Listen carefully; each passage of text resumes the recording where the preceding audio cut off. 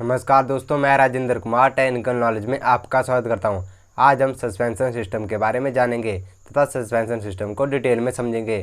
तो अगर आप चैनल पर नए हैं तो चैनल को सब्सक्राइब कर बेल आइकन की घंटी जरूर दबा दें ताकि आपको आने वाले इंपॉर्टेंट वीडियो की जानकारी मिल सके। तो चलिए शुरू करते हैं आज की वीडियो। आज की वीडियो बहुत इंपॉर्टेंट होने वाली है, तो वीडियो को पूरा जरूर देखें। सस्पेंशन सिस्टम जो है वो गाड़ी के अंदर एक मुख्य कार्य को निभाता है। सस्पेंशन सिस्टम न सिर्फ गाड़ी के अंदर बैठे यात्रियों को आराम से सफ़र तय करने देता है, बल्कि गाड़ी के दूसरे पार्टों को भी सड़क के झटकों से छुटकारा दिलाता है। अगर गाड़ी में सस्पेंशन सिस्टम ना हो तो पुर्जे जर्किंग की वजह से टूट और क्रैक सकते हैं। अब हम इसको उदाहरण से समझेंगे। अगर ऐसी गाड़ी जिसके फ्रंट एक्सल और रियर एक्सल चैसी फ्रेम के साथ पक्के बंधे हो तो गाड़ी ऊंची नीची सड़क पर तेज़ी से चलाई जाए तो आप देखेंगे कि गाड़ी इधर उधर से नीचे उछलती हुई चलेगी, जिससे न सिर्फ गाड़ी के अंदर बैठे हुए यात्रियों को बल्कि सभी पुर्जों को नुकसान पहुंचेगा। इसलिए सस्पेंशन सिस्टम लगाया जाता है ताकि गाड़ी के पुर्जे को कोई भी नुकसान न हो और जो गाड़ी में बैठी सवारियां हैं वो भी आरामदेह से सवारी करें, यानी कि यात्रा करें। अर्थात इस उथल पुथल को रोकने के लिए फ्रेम और एक्सल के मध्य स्प्रिंग फिट किए जाते हैं।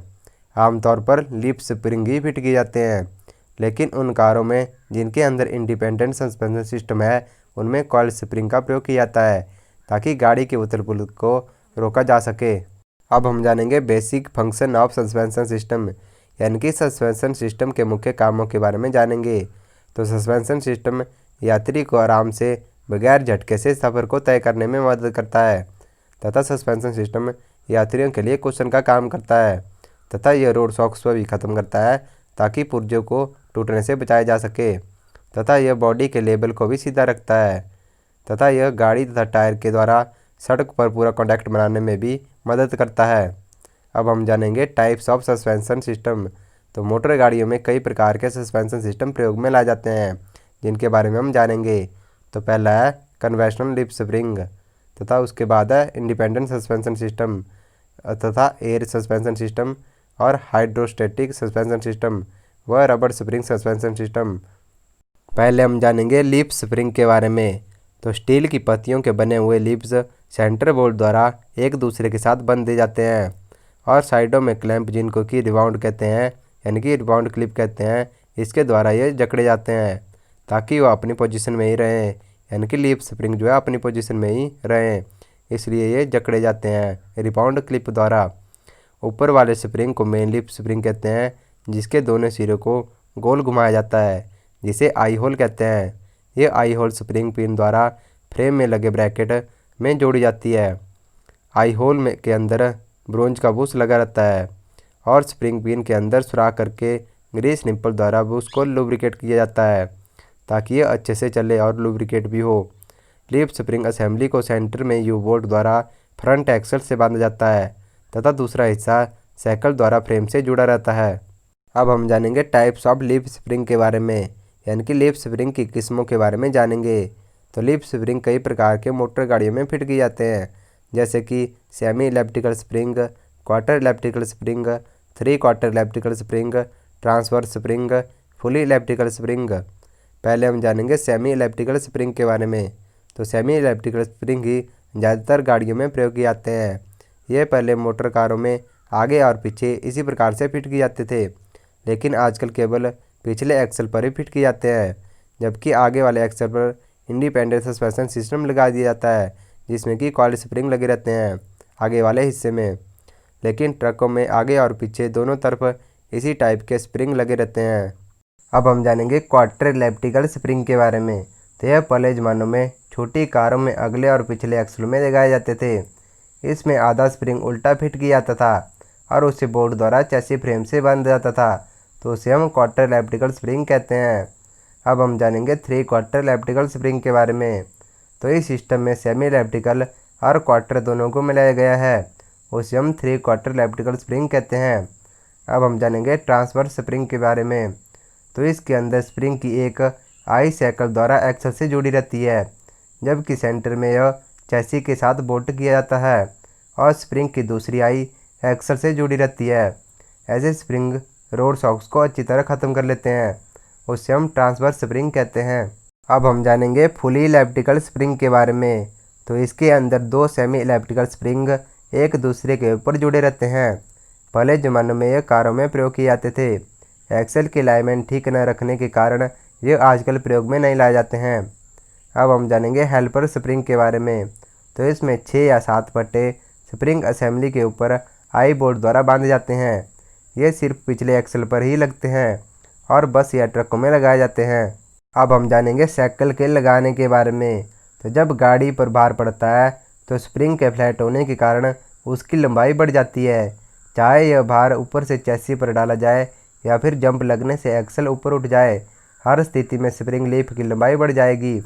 इस बड़ी लंबाई को जगह देने के लिए साइकिल, जिसे कि झूला भी कहते हैं, स्प्रिंग पर भार पड़ने से पिछली ओर मुड़ जाता है, जिससे स्प्रिंग को फैलने के लिए जगह मिल जाती है।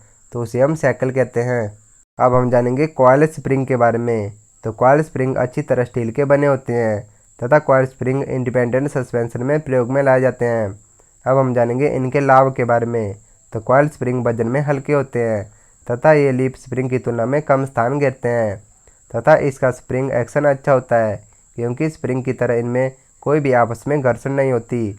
इसलिए कॉइल में ताकतवर शॉक एब्जॉर्बर लगाने की आवश्यक है।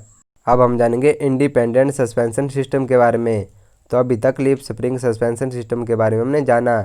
अब अगर गाड़ी का एक पहिया किसी पत्थर पर चढ़ जाए तो एक्सल दूसरी साइड को झुक जाती है। इन सभी कमियों को देखते हुए इंडिपेंडेंट सस्पेंशन का गाड़ियों में प्रयोग किया गया। इंडिपेंडेंट सस्पेंशन, जिसमें एक पहिए के उठने पर दूसरे पहिए पर कोई असर नहीं पड़ता और बॉडी पर कोई असर नहीं पड़ता और गाड़ी लेवल पर बनी रहती है, तो उसे हम इंडिपेंडेंट सस्पेंशन सिस्टम कहते हैं। अब हम जानेंगे types of independent suspension system के बारे में, यानी कि इंडिपेंडेंट सस्पेंशन सिस्टम के प्रकारों के बारे में हम जानेंगे। तो ये जो है निम्नलिखित प्रकार के होते हैं, जैसे कि vertical slided method, divided axle method, swinging arm method, parallel link method. एक एक करके इन सबको हम डिस्कस करेंगे। पहले हम जानेंगे वर्टिकल स्लाइडेड मेथड के बारे में। तो इस सिस्टम में स्टब एक्सल के साथ एक और लंबा सा स्पिंडल जुड़ा रहता है। यह स्पिंडल फ्रंट एक्सल के लगे बूसों के अंदर ऊपर नीचे जा सकता है। इस सिस्टम को मैकफर्सन स्टड सिस्टम भी कहते हैं। इसका भी आप जरूर ध्यान रखें। अब हम जानेंगे डिवाइडेड एक्सल मेथड के बारे में। तो ये विधि ज़्यादातर गाड़ियों के पिछले एक्सल में प्रयोग में लाई जाती है, जिसमें डिफरेंशियल बॉक्स चैसी के साथ फिक्स किया जाता है और यूनिवर्सल जॉइंट और एक्सल शाफ्ट द्वारा पहियों को ड्राइव दी जाती है। तो उसे हम डिवाइडेड एक्सल मेथड कहते हैं। अब हम जानेंगे स्विंगिंग आर्म मेथड के बारे में। तो इस विधि में स्विंगिंग आर्म के एक भाग पर स्टब एक्सल लगाकर व्हील फिट किए जाते हैं, जबकि दूसरा भाग टेंशन बार के साथ जुड़ा रहता है। तो उसे हम स्विंगिंग आर्म मेथड कहते हैं। अब हम जानेंगे पैरेलल लिंक मेथड के बारे में। तो यह सिस्टम फ्रंट और रियर एक्सल में लगाया जा सकता है, लेकिन आमतौर पर फ्रंट में ही लगाया जाता है। इस प्रकार का सस्पेंशन बहुत अधिक प्रयोग में लाया जाता है। अब हम जानेंगे टेंशन बार सस्पेंशन सिस्टम के बारे में। तो कई गाड़ियों में कॉइल स्प्रिंग की जगह टेंशन बार और लगाई जाती है।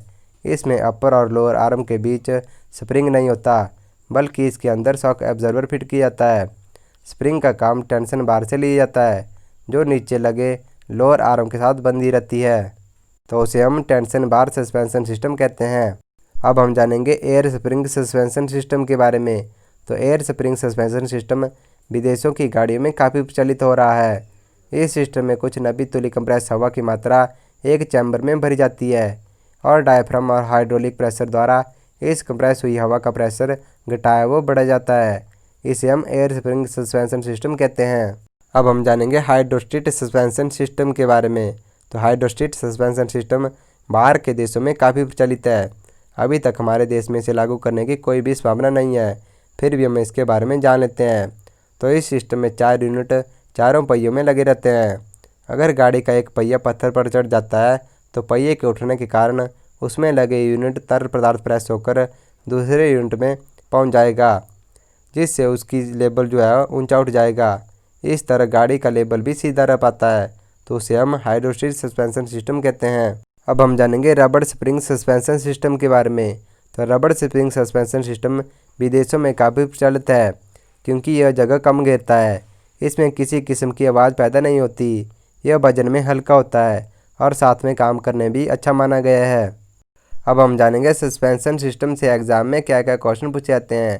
तो ये क्वेश्चन भी पूछा जाता है कि गाड़ियों में चलते समय उथल पुथल को रोकने के लिए उसमें क्या लगाया जाता है।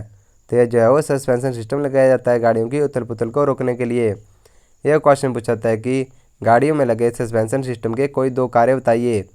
तो सस्पेंशन सिस्टम का कार्य यात्रियों को झटके लगने से बचाना है तथा यह पुर्जों को भी सही सलामत रखता है। यह क्वेश्चन भी सस्पेंशन सिस्टम से पूछा जाता है कि स्टील पत्तियों से बने लीफ किसके द्वारा एक दूसरे से बंधे होते हैं, यानी कि लीफ स्प्रिंग किससे बंधे होते हैं। तो ये जो है वो सेंटर बोल्ट द्वारा बंधे रहते हैं एक दूसरे से। यह क्वेश्चन पूछा जाता है कि वर्तमान में प्राय सभी गाड़ियों में लीफ स्प्रिंग की कौन सी प्रकार प्रयोग की जाती है। तो ये जो है वो सेमी इलेप्टिकल स्प्रिंग जो है लीफ स्प्रिंग की प्रकार वर्तमान में गाड़ियों में प्रयोग में लाई जाती है।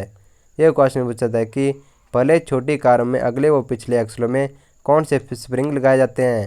तो ये जो है वो क्वार्टर इलेप्टिकल स्प्रिंग छोटी गाड़ियों में पिछले और एक्सलों में लगाए जाते थे। इसी प्रकार हमारा सस्पेंशन सिस्टम का टॉपिक कंप्लीट होता है। अगर आपको वीडियो अच्छी लगी हो तो वीडियो को लाइक, कमेंट और शेयर जरूर करें तथा चैनल को सब्सक्राइब जरूर कर लें ताकि आपको आने वाली इंपॉर्टेंट वीडियो की जानकारी मिलती रहे। तो मिलते हैं जल्दी नए वीडियो के साथ, तब तक के लिए जय हिंद, जय भारत।